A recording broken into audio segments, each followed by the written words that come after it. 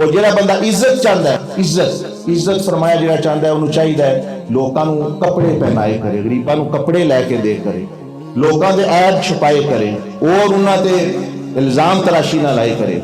जिहड़ा बंदा चाहता है मेरे बच्चियां भी सुकून होवे, उन्होंने चाहिए दूजियां दी बच्चियां दी शादी कराए, बच्चियां दी शादी कराए, रहनुमाई करे, लोगों को अच्छी मत दे।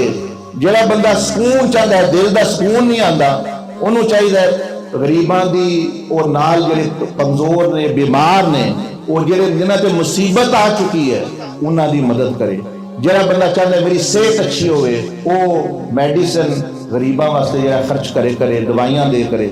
जिहड़ा बंदा चाहता मुश्किल आ गया है कि हज़रत साहब गवेट बड़ा पै गया, बड़ी मुश्किल आ गई है, हुण के करिए, मैं बड़ा आसान काम है, कोई रास्ता बना दो मखलूक वास्ते, अल्लाह तुहाडे वास्ते रास्ता खोल दे।